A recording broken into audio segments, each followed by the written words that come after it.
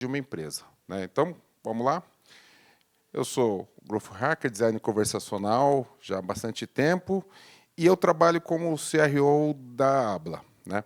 O que significa ser um CRO, né? Eu trabalho com, basicamente, receitas, né? Então, dentro do meu departamento, eu faço marketing, vendas e pós-vendas. Tudo isso é receita dentro de uma empresa. Quando você traz um cliente novo ou quando você deixa um cliente por mais tempo em uma empresa, você está gerando receita para uma empresa. Tá? Quando a gente olha para o marketing, para a história do marketing, principalmente para as eras, né, a gente tem muito claro, né, essa versão 3.0 e 4.0. Esses são os livros do Philip Kotler, né? Não existe o livro 1.0 e o 2.0, porque esses marketings nessas eras estão no 3.0.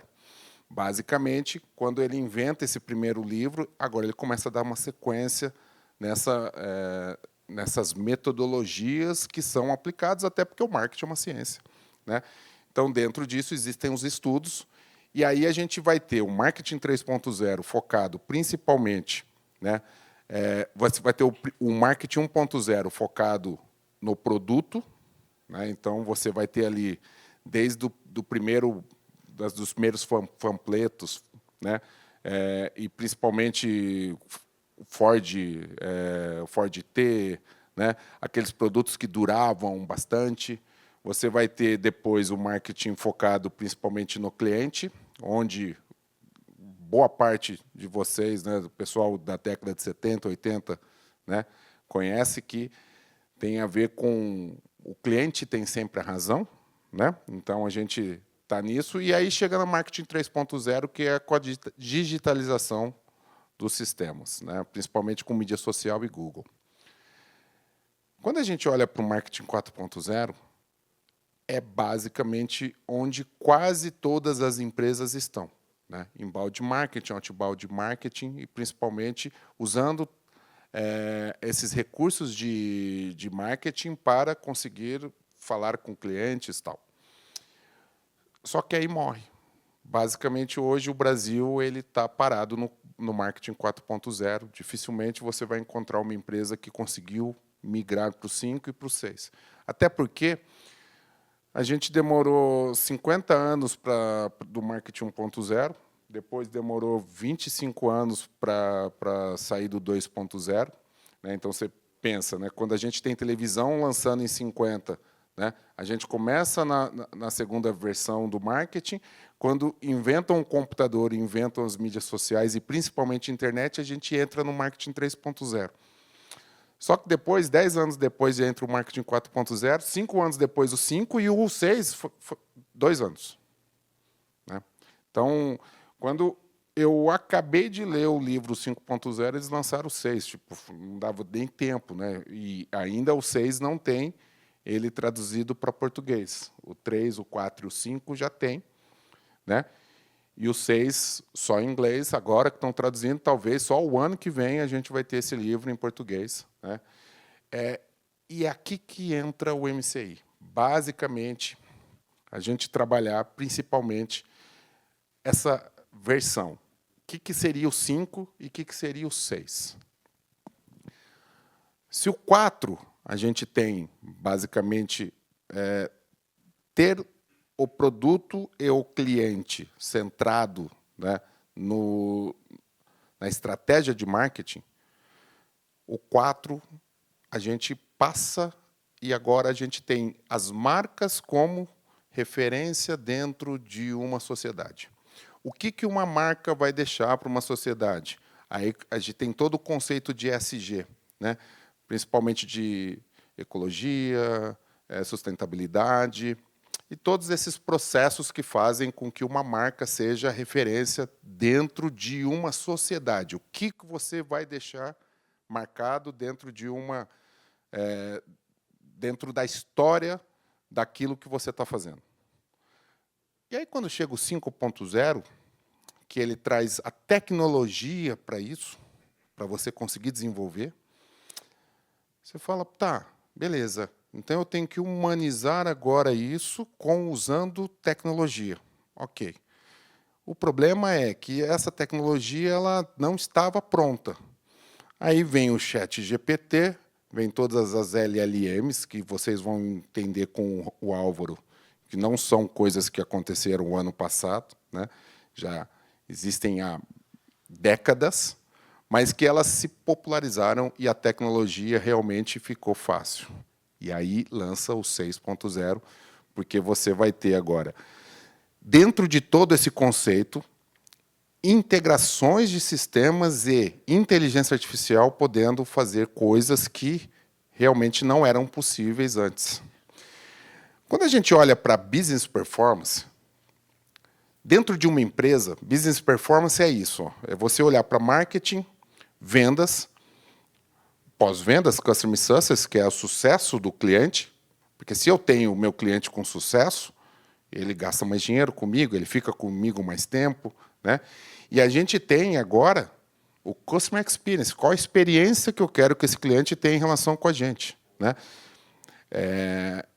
A gente sempre usa a Apple como essa referência e principalmente como esse case, né, de customer experience. Eu compro o produto Apple porque ele é o melhor? Talvez não. Ele não precisa ser mais o melhor, até porque ele é o mais caro, né? Mas eu tenho, dentro da minha experiência que eu tenho de marca, né, uma experiência que me faz lembrar da Apple e eu quero ter isso. Então, marcas premiums, né, como BMW, como Land Rover, ele tem muito disso, né? Ele transcende o produto. Então, eu não compro mais um BMW como um veículo que me leva do ponto A para o ponto B. Eu compro uma marca que me dá um status, que me gera tipo uma capacidade de ser reconhecido como um produto super premium, e eu já começo a gastar mais dinheiro do que um carro vale para ter um produto de uma marca que eu quero ter por conta da minha necessidade. Isso é você ter experiência de cliente. Aí você tem, tipo, dentro da BMW mesmo, né, o que as marcas chamam de brand lovers, que a Apple também tem. Eu compro BMW, eu vou comprar BMW para o resto da vida e pode me entregar qualquer carro melhor que eu vou querer aquele, né? Então, quando a gente olha para esse quadrado, né, tudo que a gente olha de estratégia de marketing, a gente chama de business performance. E quando você soma tudo isso e você gera dados, você tem, dentro de uma empresa, o que a gente chama de inteligência do mercado. E é basicamente isso que o marketing conversacional integrado faz.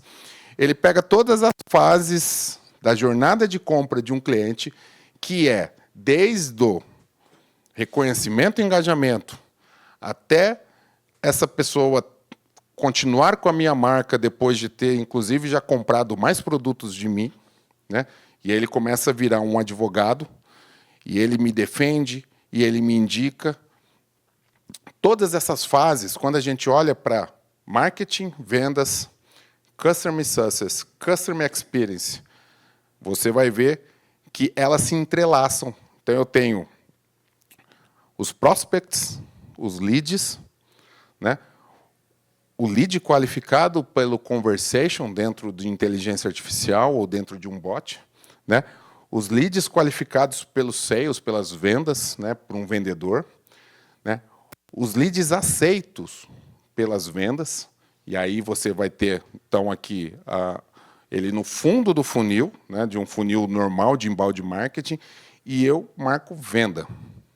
A partir daí, o funil do marketing 3.0, que terminava dentro do inbound marketing com atração, conversão, relacionamento e vendas e análise, né, ele continua.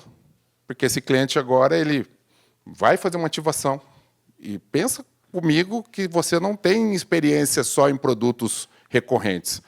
Vamos imaginar que você compra um apartamento. A construtora te entrega o apartamento, te dá a chave.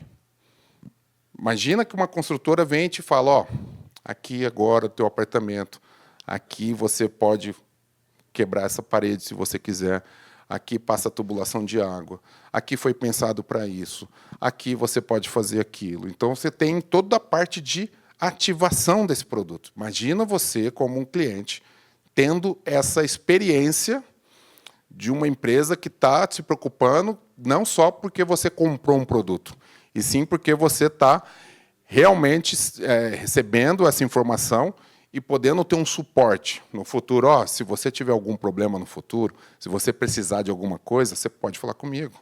Estou aqui. A gente vem, olha, faz o projeto de novo. Você quer fazer uma reforma? Estamos aqui. Né? Poucas pessoas, poucas empresas fazem isso, né? Porque o foco é vender, né? Depois que vende, mata. Só que se você consegue, tá vendo que ele é uma ampulheta deitada, né?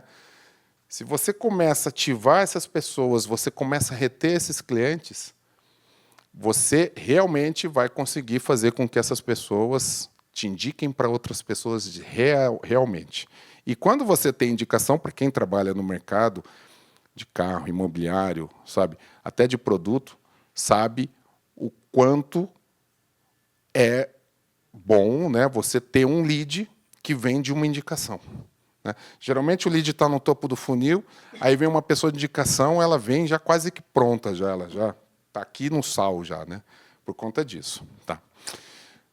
E aí a gente vem para uma parte bem complexa, que são as atualizações que têm acontecido nos últimos anos. Né? Você vê que essa é uma jornada normal de um lead. Né? Eu estou aqui no canal do YouTube, estou no TikTok, estou no Instagram. Né? Eu visito o meu site por algum navegador, que seja Android, que seja iOS, que seja um Chrome, que seja qualquer coisa. Eu tenho os meus cookies, né? Que, para quem não sabe o que é cookies, né?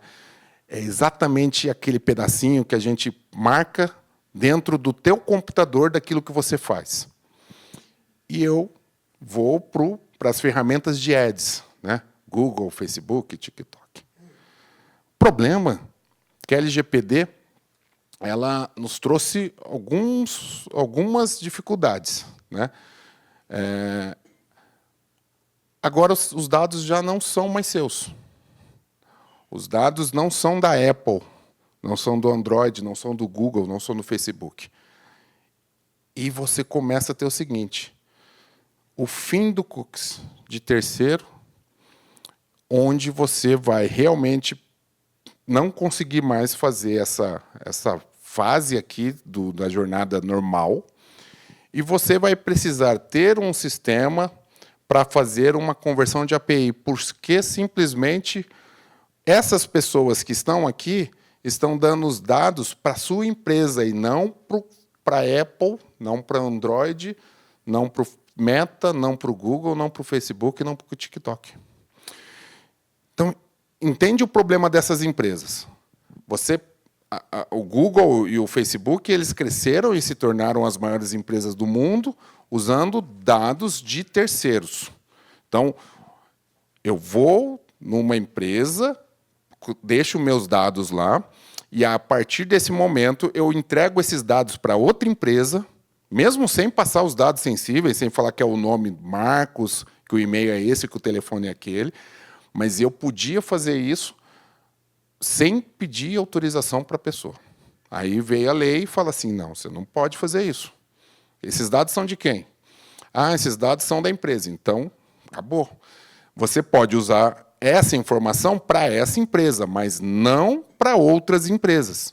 E isso te faz ter uma eficiência muito pequena. E aí, o ABLA, a ABLA ela vem como um iPaaS. Né? Quando a gente olha para o mercado, né, RD Station, ActiveCampaign, HubSpot, todas essas ferramentas, elas estão focadas em um momento, né, em um setor da empresa, que seja o marketing. E aí você vai ter um CRM, Pipedrive, próprio HubSpot, o próprio RD CRM, que está focado em outro departamento, que é vendas.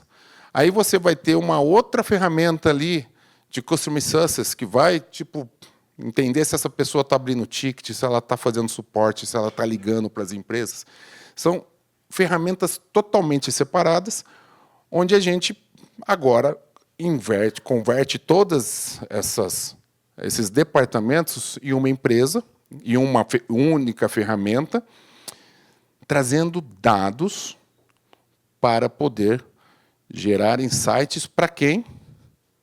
Para a inteligência de mercado. Quando a gente olha para a inteligência de mercado, a gente pensa o seguinte: o Bradesco tem inteligência de mercado, o Itaú tem inteligência de mercado, a Claro, a Vivo, a Latam, né? São departamentos tão importantes quanto qualquer outro departamento, e gigantes, né? E por que essas empresas têm e são fortes, né? Porque é isso que faz eles serem grandes. A inteligência de mercado que traz dados para eles, suficiente para eles poderem ter novas estratégias. Mas você não vê empresas médias ou pequenas pensando nisso, pensando no concorrente, pensando no tipo de produto, até usando essa inteligência de mercado para desenvolver produtos novos, né? Construtoras de cidades como São José do Rio Preto, como São Paulo mesmo, olhando regionalmente ali, sabendo que aquele prédio tem que ser feito naquele bairro por conta de que tem uma escola, sabe? Isso é inteligência de mercado. As empresas até tentam fazer, mas geralmente os dados estão separados, né? Você vai ter que juntar dados do marketing, vai ter que importar planilha, exportar. Esse é o grande problema. Como fazer isso em tempo real e ainda podendo usar uma inteligência artificial para olhar para esses milhões de dados, para ela falar assim, ó, é isso. Se você fizer isso daqui, você vai ter mais sucesso que esse. E daqui a um mês eu olho de novo, ele analisa todos esses dados de novo e fala, daqui a um mês você pode fazer isso que você vai ter melhor. Por quê? Quando a gente pensa em marketing, você precisa de métricas, você precisa de KPIs. Então, quando a gente olha para esses setores de uma empresa, marketing, tá? Tráfego de site, né? Para quem não sabe a diferença de métrica e KPI, é simples. Vou resumir aqui para vocês. Métrica é um número simples. Visita no site, quanto que é? Teve 30 visitas no site. Quando você quer saber qual o custo de aquisição do cliente, você vai precisar saber quantos leads você teve, quanto que você gastou, dividido por algum valor. Quando você tem que fazer conta, é KPI. Quando você não tem que fazer conta, é métrica. Tá?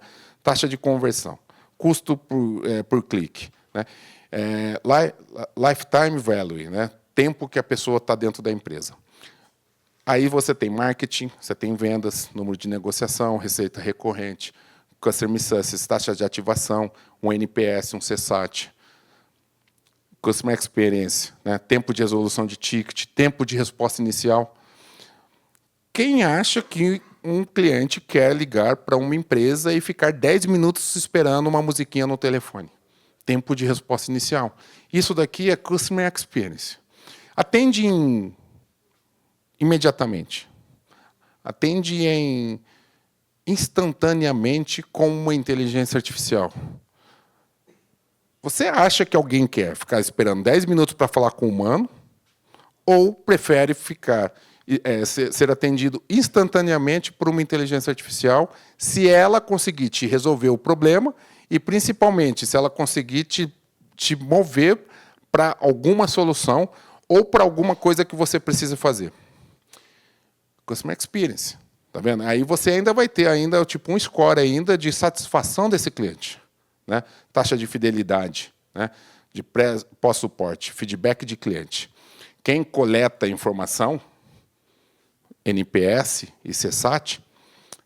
NPS é quando você faz uma pesquisa com a sua base de dados, né, com a sua base de clientes, durante determinado tempo. Então, eu vou fazer um NPS a cada 3 meses, eu vou ligar para a minha base de clientes que alugam os apartamentos ou uma casa e vou perguntar para ele se ele está satisfeito com o trabalho da minha imobiliária. O CSAT é quando você atende um telefone e a pessoa fala assim, ó, esse atendimento resolveu o meu problema, eu vou te dar uma nota 5, uma nota 4, uma nota 3. Né? Quando você tem NPS e CSAT, você tem feedback de cliente. Se ele te deu uma nota 1, ele te deu uma nota 1 por quê? Ah, porque você demorou para responder. Customer Experience.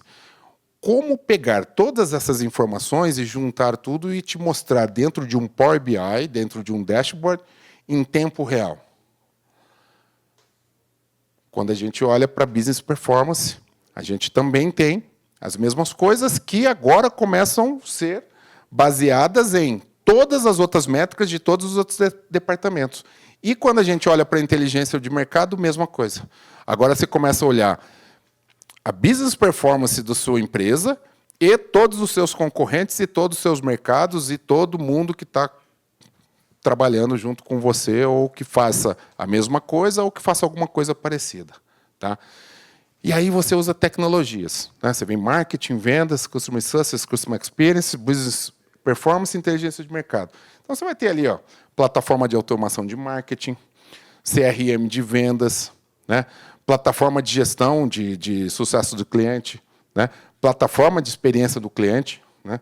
BI para business performance, ferramenta de pesquisa de mercado. Todas essas ferramentas e tecnologias, seja elas tipo de SEO, de gestão de mídia social, geram dados. O problema é que todas essas tecnologias elas estão com os dados todos separados em plataformas e, principalmente, você dificilmente consegue exportar essas informações em tempo real para cruzar com todas as outras informações. Quando você olha para inbound marketing, outbound marketing e ABM, onde inbound eu tenho aquela pessoa que vem até mim, seja ela fazendo um cadastro dentro de um formulário para receber uma informação. O outbound, quando eu ligo para um cliente oferecendo um serviço, então eu vou pegar o telefone e vou ligar para ele, ou uma estratégia de ABM, convidando uns clientes e algumas pessoas do mercado para ouvir o que a gente tem para falar. Então, ó, você vê, inbound, a pessoa vem até mim, outbound, eu busco ela, e ABM, eu convido pessoas que vêm até mim e eu vou falar para eles, ó, meu produto aqui. Então, fica já claro para vocês que as estratégias do Conversas que Transformam é uma estratégia de ABM.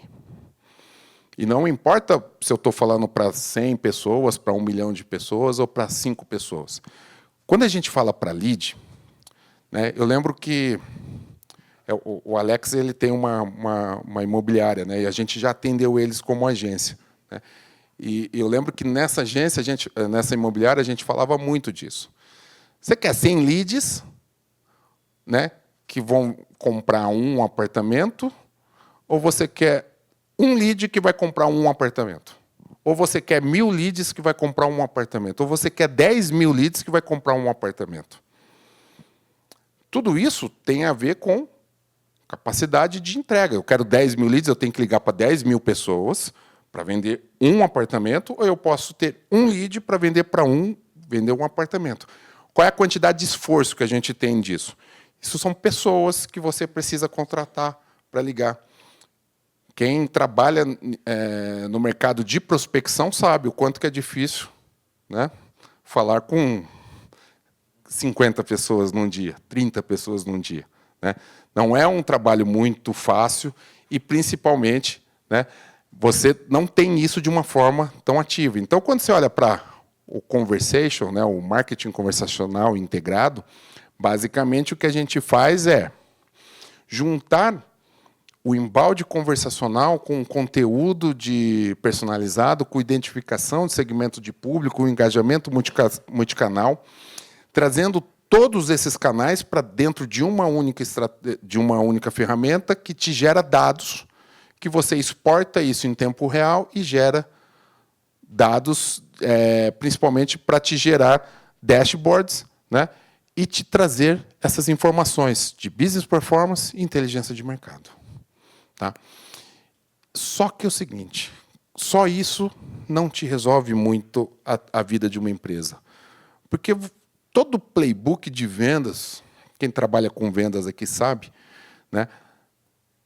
Você tem uma cadência, porque essa pessoa, geralmente, ela não está comprando naquele momento. Quando eu converso com um lead, principalmente, esse lead ele vai ter uma jornada de descobrimento, uma jornada de pesquisa, uma jornada de engajamento, né? Eu tenho um tempo para acontecer isso. Seja daqui 7 dias, seja daqui 30 dias, seja daqui 90 dias. O problema é que o ser humano ele tem uma dificuldade muito grande quando a gente pensa em vendas. Ansiedade. Principalmente vendedor, né? Ele não consegue manter uma cadência básica para seguir esse lead dentro dessa jornada. Cansei de fazer treinamento com um corretor, onde a gente falava assim, ó, dentro desses dados, dentro de business performance, está muito claro que a sua empresa vai precisar falar até 14 vezes com esse lead para ele poder gerar uma oportunidade. 14 vezes eu faço em um final de semana. Mas não é 14 vezes um final de semana. É 14 vezes dentro de uma jornada de 6 meses, de 1 ano. Se você perde o contato com esse lead, naquele momento que você perde o contato, você perde a oportunidade porque ele vai para outra empresa. E geralmente é o que acontece, principalmente no mercado imobiliário e automotivo, né? Você levanta a ideia, essa pessoa começa a pesquisar, você está ali, aquela venda vai acontecer, só que na hora que a pessoa decide comprar, não é mais você que está na frente dela, ela procura outro corretor e ela compra de outra imobiliária, ela compra de outra construtora. E quem levantou a ideia na cabeça dela que ela precisaria daquilo foi você e você perdeu a venda, né? Justamente porque você não conseguiu manter um fluxo básico. Então, o Habla ele tem, né, e o MCI ele trabalha muito com um playbook de automação, onde você cria esses processos, né, esse tempo, de tanto em tanto tempo eu preciso entrar em contato, entra com o cliente, e se o cliente fala, beleza, transfere para o vendedor. E agora você começa a ter o vendedor falando com o lead quando o lead quiser, e não quando o vendedor quiser, né? E para isso, né, já estou finalizando aqui o meu, a gente percebeu dentro da Pericoco, e principalmente nesses últimos 7 anos que a gente está fazendo Conversation, né, o quanto que não é fácil fazer isso. Não é fácil. Parece, eu estou falando aqui, tem uma ferramenta que integra, né? Mas isso é muito complicado. A gente tem que realmente transformar profissionais, né, elevando os resultados de uma forma que a gente vai ter uma academy, né? A gente acabou de criar, vamos lançar agora no Habla Summit o mês que vem, né? Para treinar as pessoas dentro dessa metodologia. Tá? Então, por isso que a gente cria o MCI, justamente para a gente poder trazer esse processo de uma forma fácil e certificando os profissionais, né, dentro, principalmente do Habla, que é uma ferramenta que faz todo esse processo, né? E aí a gente cria o nosso evento, né, o primeiro evento, mês que vem, primeiro evento de marketing conversacional do Brasil, né? A gente vai fazer no Centro de Convenções Rebouças, nessa rua lá na frente, lá no comecinho, né? A gente foi até visitar hoje lá. É um evento que estamos falando de conversation, vamos estar com os canais digitais de atendimento, né?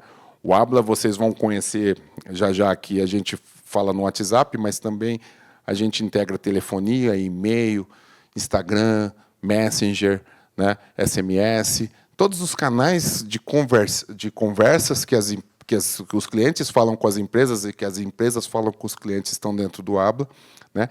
E estamos trazendo alguns palestrantes, né, de renome aí do marketing digital para também ajudar a gente a contar essas histórias e ensinar, né, trazer um pouquinho do que a gente já está vivenciando em algumas empresas com a Pericoco, e principalmente com os clientes do Habla, que já estão tendo acesso a essas inteligências e essas ferramentas.